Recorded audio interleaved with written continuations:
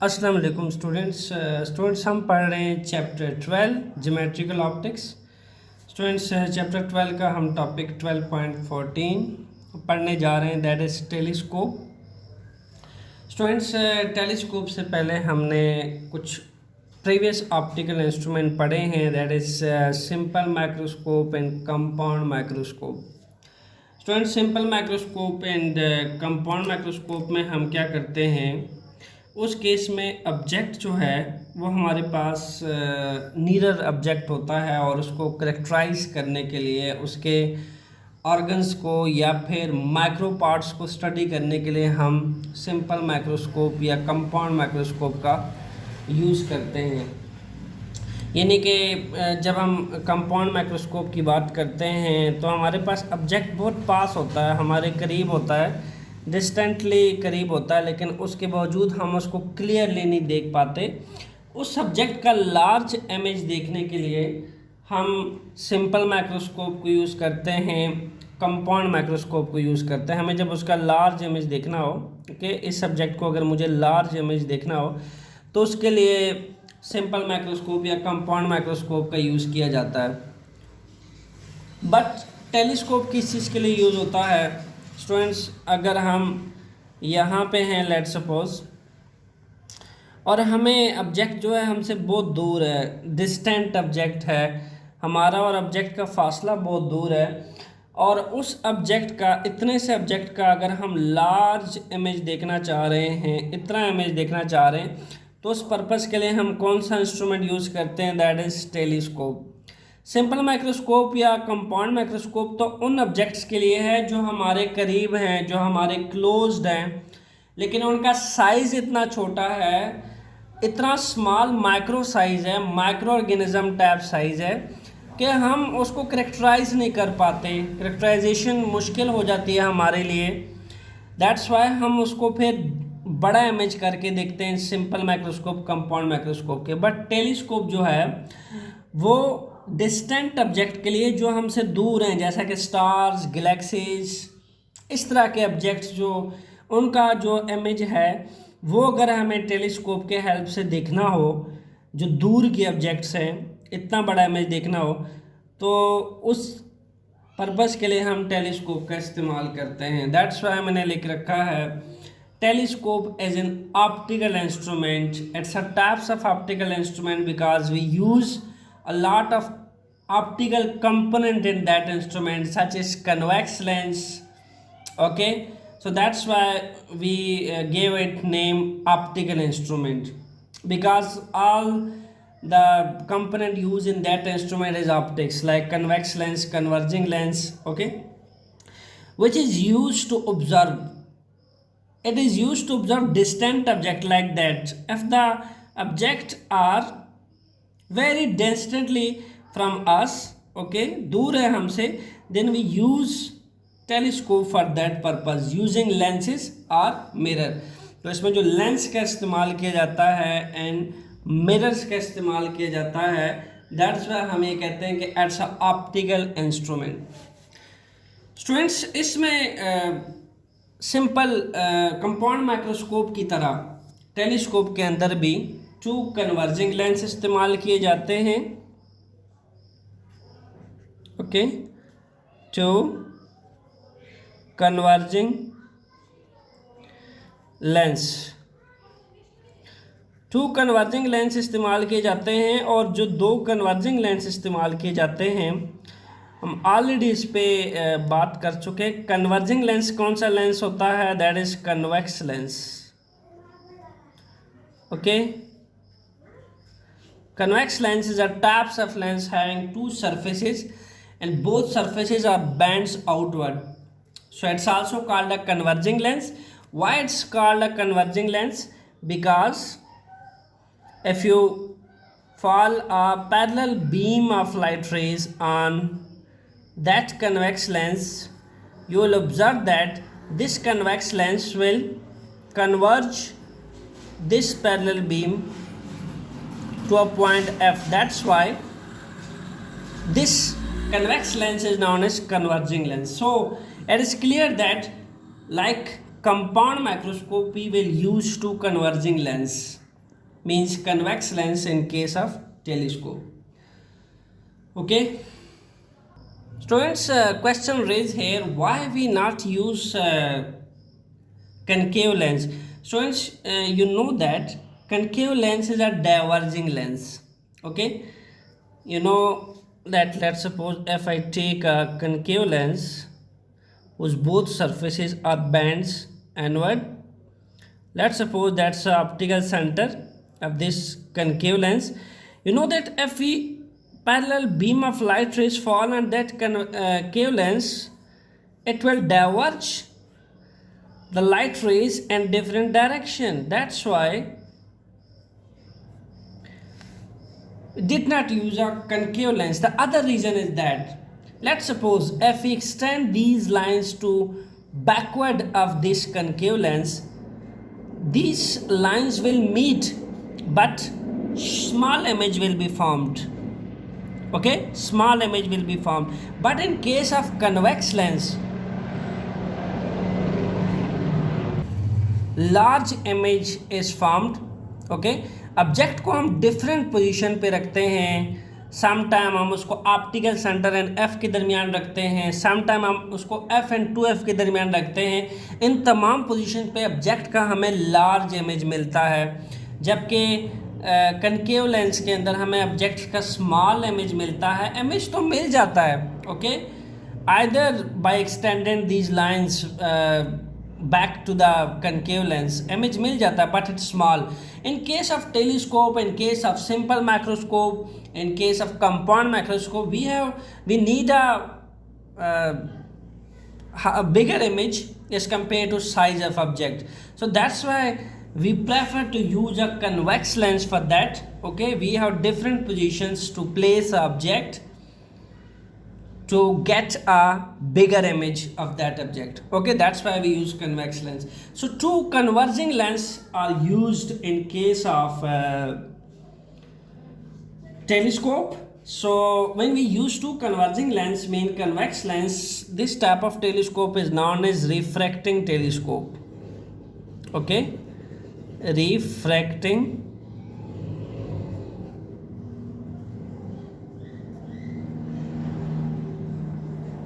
Telescope.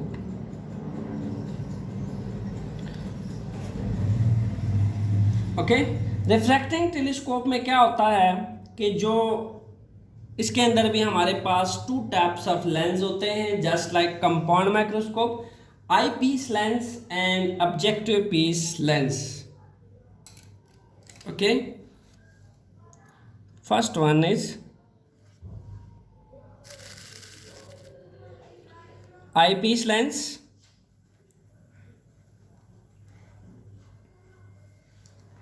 Okay, just like a compound microscope.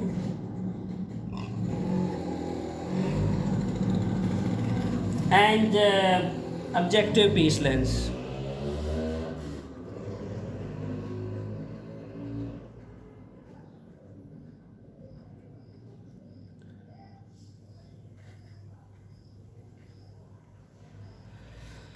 Okay students, इसमें आप देखिए कि जब हम कंपाउंड माइक्रोस्कोप पढ़ते हैं तो उस केस में हम ये कहते हैं कि जो आई पीस लेंस होगा उसका हमारे पास जो फोकल लेंथ होता है वो लार्ज होता है, और ऑब्जेक्टिव पीस लेंस का जो फोकल लेंथ होता है वो स्मॉल होता है. ओके, बट टेलीस्कोप के केस में क्या होता है कि आई पीस लेंस का जो फोकल लेंथ है दैट विल शॉर्ट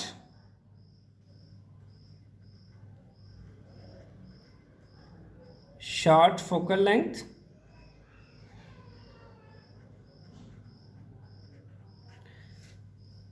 और ऑब्जेक्टिव पीस लेंस का जो फोकल लेंथ होगा that will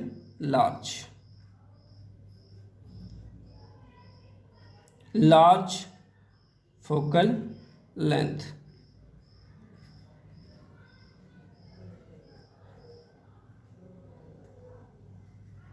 okay, and second thing is that जो ऑब्जेक्टिव लेंस होता है स्टूडेंट्स वो हमेशा क्या बनाएगा, it will always form real image. Objective piece lens will always form real image.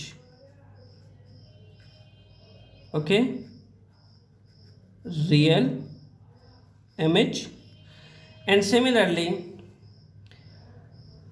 eyepiece lens will form virtual image.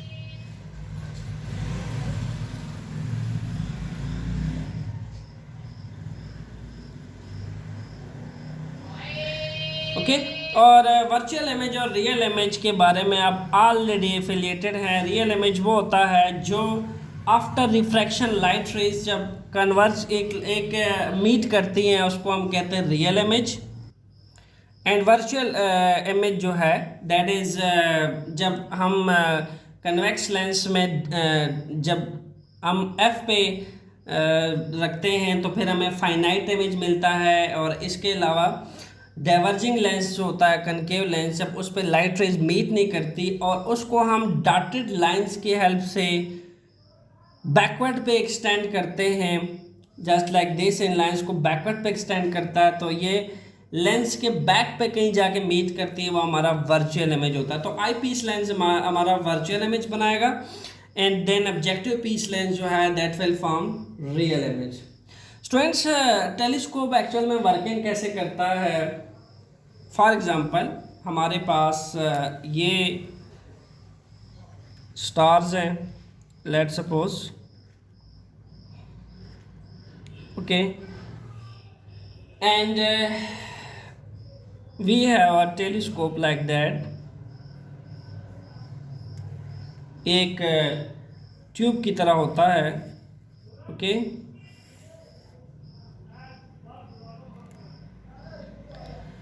Friends keep in mind कि ये हमारा, चूँकि हम ऑलरेडी मेंशन कर चुके हैं कि ऑब्जेक्टिव पीस का जो फोकल लेंथ है वो लार्ज होगा, दैट्स वाई उसके लिए लार्ज कन्वेक्स लेंस यूज़ होगा। एंड आई पीस लेंस का फोकल लेंथ शॉर्ट होगा, दैट्स वाई हमारे पास स्मॉल कन्वेक्स लेंस बनेगा। तो ये हमारे पास ऑब्जेक्टिव पीस लेंस है, objective piece lens, and this one is eyepiece lens.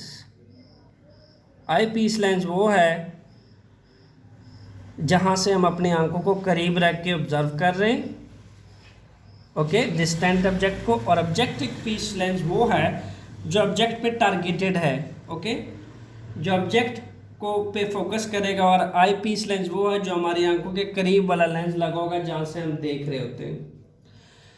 सो यहाँ हम इसको ऑब्जर्व करें, okay,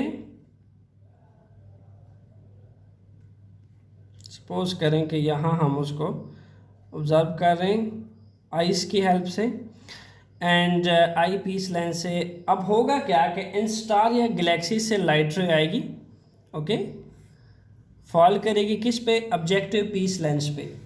students, objective piece lens पे फॉल करने के बाद हम यहाँ देखेंगे कि एक रियल इमेज बनेगा, लाइट रेज ऐसे आएंगी और यहाँ पे कहीं पे रियल इमेज बनाएगी, ओके, रियल इमेज। अब होगा क्या कि इस रियल इमेज को हम इस आई पीस लेंस के लिए ऑब्जेक्ट मान लेंगे, ओके, इस आई पीस लेंस के लिए रियल इस ऑब्जेक्टिव पीस लेंस से बनने वाला जो इमेज है उसको हम आई पीस लेंस के लिए ऑब्जेक्ट मान लेंगे और अगेन इसको मज़ीद मैग्नीफाइड करने के लिए आई पीस लेंस में से पास करेंगे। आई पीस लेंस में से पास करने का मकसद ये है कि एक तो हमें मज़ीद एनलार्ज इमेज चाहिए, मैग्नीफाइड इमेज चाहिए, क्योंकि इससे बनने वाला इमेज इतना सफिशिएंट नहीं होगा कि जिससे मैं स्टार या गैलेक्सी या डिस्टेंट ऑब्जेक्ट का क्लियर इमेज देख सकूं। उसको मज़ीद मैग्नीफाइड करने के लिए मुझे उसको आई पीस लेंस में से पास करना पड़ेगा। सो इसलिए मैंने लिख रखा है कि जो ऑब्जेक्टिव पीस लेंस है, जो ये वाला पीस लेंस है, ये एक रियल इमेज बनाएगा एंड देन इन्हीं लाइंस को हम पास करेंगे आई पीस लेंस में से। पास करने के बाद इसको जब हम एक्सटेंड करेंगे बैक पे, यहाँ पे ये लाइंस तो मीट नहीं करेंगी, इसको जब हम एक्सटेंड करेंगे बैक पे। तो स्टूडेंट्स यहाँ कहीं पे एक लार्ज इमेज बनेगा जो कि होगा तो virtual image, but large image होगा इन स्टार्स का, बिगर इमेज लाइक दैट हम ऑब्टेन कर लेंगे। ये इसका वर्किंग प्रिंसिपल है टेलीस्कोप का। अब हम डिटेल से देख लेते हैं कि कैसे आई पीस लेंस और ऑब्जेक्टिव पीस लेंस आपस के इंटरेक्शन से एक लार्ज इमेज बनाती हैं टेलीस्कोप के अंदर। स्टूडेंट्स सबसे पहले हमें ऑब्जेक्टिव लेंस के लिए कन्वेक्स लेंस लेना है। सो हम एक कन्वेक्स लेंस ले लेते हैं ऑब्जेक्टिव पीस लेंस के लिए।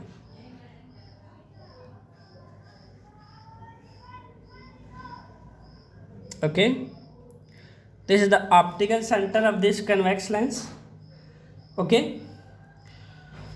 और जो स्ट्रेट लाइन पास आउट करती है ऑप्टिकल सेंटर में से, वो इस कन्वेक्स लेंस का प्रिंसिपल एक्सिस कहलाता है।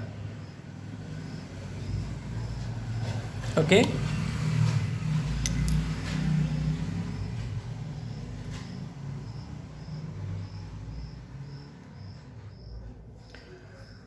सो this is the principal axis of this convex lens. और हम सपोज करते हैं कि कुछ फासले पे इसका फोकल पॉइंट होगा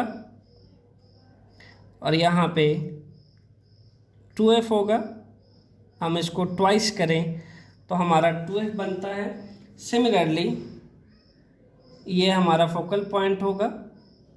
ओके, याद रहे आपको कि चूंकि हम ये कह चुके हैं कि जो ऑब्जेक्टिव पीस लेंस होता है उसका फोकल लेंथ लार्ज होगा, दैट्स वाई मैं ये कह सकता हूँ कि ये जो फासला है ये वाला, यहाँ से ऑप्टिकल सेंटर तक का जो डिस्टेंस है, फोकल पॉइंट से ऑप्टिकल सेंटर तक का जो फासला है वो हमारा फोकल लेंथ कहलाता है। ओके, तो हम ऑब्जेक्टिव पीस लेंस का लार्ज फोकल लेंथ लेते हैं एंड आई पीस लेंस का शॉर्ट फोकल लेंथ लेते हैं। यानी आई पीस लेंस के लिए जो फोकल पॉइंट होगा वो इस कन्वेक्स लेंस के बहुत पास होगा, तभी तो उसका शॉर्ट फोकल लेंथ आएगा।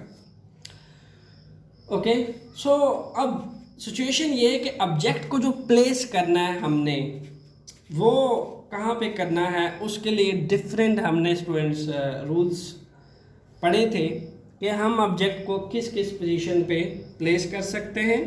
उसको हम दोबारा रिवाइज कर लेते हैं स्टूडेंट्स। जब हम बियॉन्ड 2f पे ऑब्जेक्ट को रखते हैं, बियॉन्ड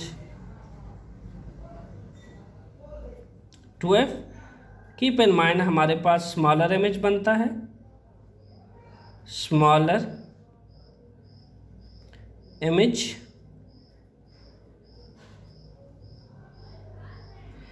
एंड सेकेंड वन यहाँ पे हम लिख लेते हैं ताकि आसानी हो। बियॉन्ड 2f हम रखते हैं तो हमें स्मॉलर इमेज बनता है। 2f पे रखा जाए इक्वल साइज इमेज मिलता है हमें।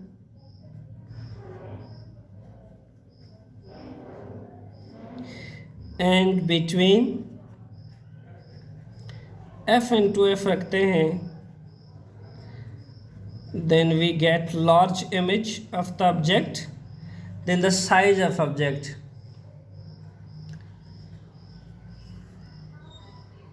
Similarly it f रखते हैं, then the light rays never meet and we get undefined infinity. Okay,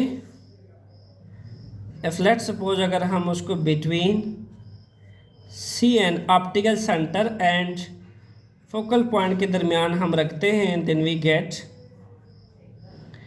enlarge image, enlarge, okay, virtual image हमें मिलता है। इस केस में हमें रियल मिलता है बिटवीन f एंड 2f के दरमियान रखने से, और सी ऑप्टिकल सेंटर और फोकल पॉइंट के दरमियान जब हम रखते हैं तो हमें एक लार्ज इमेज मिलता है, बट इन दैट केस हमें वर्चुअल इमेज मिलता है ऑब्जेक्ट्स का। ओके, तो ये है कि जब हम 2f पे रखते हैं स्टूडेंट्स, इन दैट केस क्या होता है, इक्वल साइज इमेज बनता है, जो ऑब्जेक्ट का साइज होता है उतना ही हमें इमेज मिलता है। जब इसके बियॉन्ड पे जाते हैं हम 2f के ऑब्जेक्ट को रखते हैं तो हमें स्मॉलर इमेज मिलता है। f पे रखते हैं इन दैट केस इन्फिनिटी होता है, और इसके साथ साथ जब हम सी एन एफ के दरमियान रखते हैं तो हमें एक ऑब्जेक्ट का वर्चुअल इमेज मिलता है और लार्ज इमेज मिलता है। सो ऑप्टिकल इंस्ट्रूमेंट की यानी जैसा कि टेलीस्कोप है, उस केस में तो हमें ऑब्जेक्ट का लार्ज इमेज चाहिए। ओके, एंड लार्ज इमेज चाहिए, तो हम ऑब्जेक्ट की हमारे पास टू पॉसिबिलिटीज़ है ऑब्जेक्ट को प्लेस करने के, FF 2F के दरमियान CNF। लेकिन स्टूडेंट्स हम डायरेक्ट CNF के दरमियान ऑब्जेक्ट को नहीं रख सकते। उसकी क्या वजह है? उसकी वजह यह है कि either it's a compound microscope, either it's a telescope, it have a limitations to bring object close or get the image of that distant object. Okay, यानी इनकी कोई लिमिटेशंस होती हैं, एक लिमिट तक के ऑब्जेक्ट को जो है वो मतलब उसका लार्ज इमेज हासिल कर सकते हैं, एक लिमिट तक ऑब्जेक्ट को क्लोज्ड कैरेक्टराइजेशंस करने के लिए उसका लार्ज इमेज ऑब्टेन किया जा सकता है। हम सबसे पहले क्या करेंगे, f एंड 2f के दरमियान रखेंगे ताकि हमें ऑब्जेक्ट का रियल इमेज मिल सके। रियल इमेज ऑब्टेन करने के बाद जब हमें एक दफ़ा इमेज मिल जाएगा, फिर उसको जहां मर्जी हम प्लेस कर दें, f पे रखें या सी एन एफ के दरमियान रखें या f के ऊपर रखें, यह हमारी अपनी फिर चॉइस होगी कि हम कितना लार्ज इमेज हासिल कर सकते हैं। फर्स्ट हम उसका इमेज हासिल कर लें, तो इमेज हासिल करने के लिए ऑब्जेक्ट को हम प्लेस करेंगे f एंड 2f के दरमियान ताकि हमें एक रियल इमेज मिल जाए। रियल इमेज हासिल करने के बाद स्टूडेंट्स हम फिर उसका नेक्स्ट वर्चुअल इमेज ऑब्टेन करने के लिए उसको आई पीस लेंस में से पास करेंगे। Okay, so we have to place the object between f and 2f। Okay,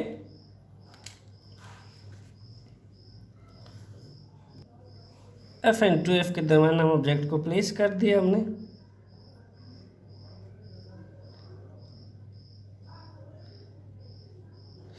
सो अब लाइट रेस के लिए हमने जो रूल्स पढ़े थे, जो लाइट रे पास, वैसे तो बहुत सारी लाइट रेस पास करती है कन्वेक्स लेंस में से, लेकिन हमने टू मेन लाइट रेस का जिक्र किया है रूल्स के अकॉर्डिंग कि जो इमेज फॉर्मेशन करती है। जिनमें फर्स्ट रे जो है parallel to the principal axis move करती है। ओके, और parallel to the principal axis जाते हुए आफ्टर रिफ्रैक्शन जब इस लेंस में से निकलती है तो बैंड होके फोकल पॉइंट में से पास करती है। सिमिलरली नेक्स्ट वन जो सेकंड रे वो ऑप्टिकल सेंटर में से पास करती है स्टूडेंट्स।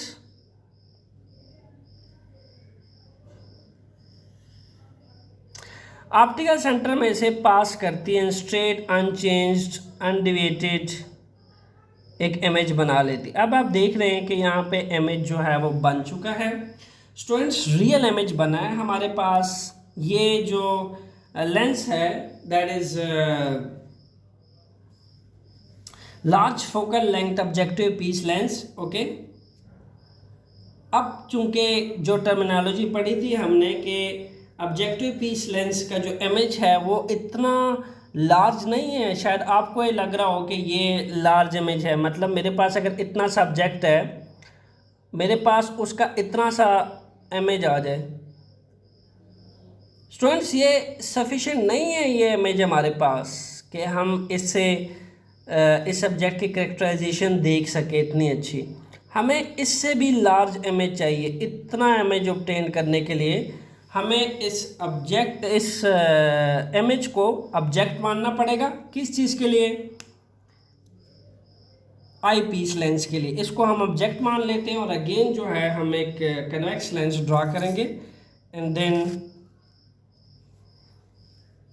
पास करेंगे आई पीस लेंस में से। Okay,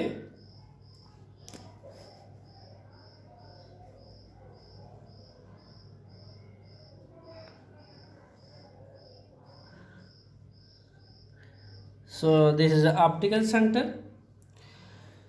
Again we have a convex lens for eyepiece lens. Okay, and मैं थोड़ा सा सॉरी इसका साइज़ जो है वो छोटा है, मैं इसका साइज़ थोड़ा सा बड़ा कर लेता हूँ. ओके, अगेन स्टूडेंट्स हमारे पास नेक्स्ट यहाँ पे लाइट रे आएगी parallel to the principal axis. Okay, and pass out कर जाएगी फोकल पॉइंट में से. This is a focal point. Okay, ये हमारे पास फोकल पॉइंट है इस लेंस का. Okay, so second light ray students optical centre में से पास करेगी, इस कन्वेक्स लेंस के ऑप्टिकल सेंटर में से पास करेगी. आप देख रहे हैं कि यहाँ पे अगर आइज़ जो है वो इसको देखना चाह रही है, इस ऑब्जर्वर के थ्रू इस ऑब्जेक्ट को देखना चाह रही है, इस इमेज को देखना चाह रही है, तो इमेज तो बन नहीं रहा. Okay, because light rays meet नहीं की आपस में. तो जब लाइट रे आपस में मीट नहीं करती, what will happen in that case students, हम इन लाइट रे को बैकवर्ड पे एक्सटेंड करते हैं. Okay, and let's see what will happen.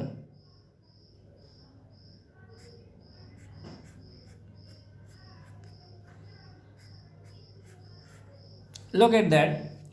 And light rays को जब हम बैकवर्ड पे एक्सटेंड करते हैं तो हमें एक वर्चुअल इमेज मिलता है, and that's much large as compare to that image. Okay, तो आप देखें कि एक इरेक्ट इमेज आपको मिला है. इरेक्ट इमेज कैसे मिला है? बिल्कुल सीधा इमेज. वो कैसे? बेसिकली हम क्या होता है कि हमें कहते हैं कि अगर ये ऑब्जेक्ट का डायमेंशन थी तो उसका जो इमेज जो है वो आपको ऐसे ऑब्टेन हुआ है, like that. In that case आप ये देखें कि अगर ऑब्जेक्ट भी ऐसे पड़ा हुआ है और उसका इमेज भी आपको ऐसे मिल गया है, तो ये भी इरेक्ट इमेज है, सीधा इमेज है. ओके, तो हमें उसका एक सीधा एंड लार्ज इमेज मिल चुका है. ओके, इस डिस्टेंट ऑब्जेक्ट का. इसीलिए स्टूडेंट्स हम टेलीस्कोप का इस्तेमाल करते हैं कि ऑब्जेक्ट का साइज इतना सा हो तो उसका इतना लार्ज इमेज हासिल करने के लिए हम फर्स्ट ऑफ ऑल उसको ऑब्जेक्टिव पीस लेंस में से पास करते हैं, एंड देन उसका जो हमें रियल इमेज मिलता है उसको हम ऑब्जेक्ट मान के लाइट रेस को पास करवाते हैं आई पीस लेंस में से, ताकि हम उसका virtual erect and large image हासिल कर सकें इन दोनों कन्वर्जिंग लेंस की हेल्प से. ओके, सो स्टूडेंट्स मैग्नीफिकेशन की बात कर लेते हैं. टेलीस्कोप की मैग्नीफिकेशन किसकी इक्वल होती है? मैग्नीफिकेशन.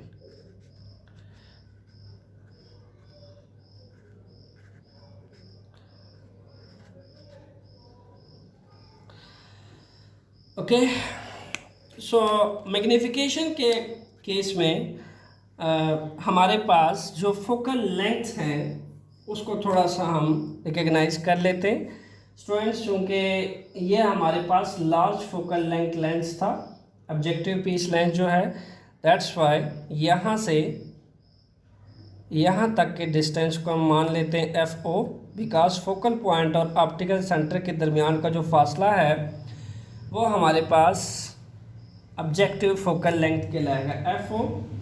इसी तरीके से इसका जो फोकल लेंथ है वो आपके पास ये रहा. This is focal length. इसके और इसके दरमियान का जो फासला है स्टूडेंट्स वो हमारे पास क्या कहलाएगा? दैट विल बी, चूँकि ये आई पीस लेंस है, एफ ई कहलाएगा. स्मॉल एफ ई से हम इसको रिप्रेजेंट करेंगे, इसको स्मॉल एफ ओ से रिप्रेजेंट करेंगे. ये ऑब्जेक्टिव पीस लेंस का फोकल लेंथ है, ये आई पीस लेंस का फोकल लेंथ है. ओके, सिमिलरली सेकंड पे जब हम आई पीस लेंस के लिए बनाएंगे तो हमने ऑब्जेक्ट को रखना है फोकल लेंथ एफ और सी के दरमियान रखना है, क्योंकि जब हम एफ एंड सी के दरमियान ऑब्जेक्ट को रखते हैं, ओके, एफ एंड सी के दरमियान जब ऑब्जेक्ट को प्लेस करते हैं तो हमें ऑब्जेक्ट का एक एनलार्ज, वर्चुअल और इरेक्ट इमेज मिलता है। दैट केस तो first of all real image बनाने के लिए हम उसको एफ एंड टू एफ के दरमियान रखते हैं ताकि हमें उसका रियल लार्ज इमेज मिल सके, but that large image is not sufficient, not enough to recognize or characterize the object properties. That's why to get the complete information about the object, either at stars, galaxy, any distinct object, we have to need a virtual and large erect image more than this real image. That's why हम इस image को मज़ीद पास करवाते हैं आई piece lens में। So that's telescope working mechanism. So magnifications के case में हम क्या करते हैं, जस्ट फोकल लेंथ लेते हैं, यानी ये हमारे पास फार्मूला के अकॉर्डिंग किसके इक्वल होता है, height of image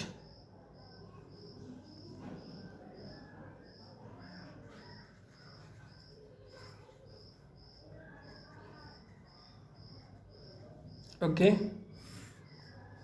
and height of object. So it will equal in case of telescope FO यानी ऑब्जेक्टिव आईपीस की focal length, okay, and I piece lens की जो फोकल लेंथ है एफ ई, दैट वन, ये जो फासला है f ई, ये हमारे पास मैग्नीफिकेशन होगी, किस चीज़ की, टेलीस्कोप की मैग्नीफिकेशन पावर होगी। By this mathematical formula we get the magnification power of telescope. So student, this is the complete tutorial lecture about telescope. Hopefully you will better understand, put your comments in videos and tell me how much knowledge you gain from that video. Thanks a lot. Watch the conceptual physics lecture. Stay tuned. Thanks.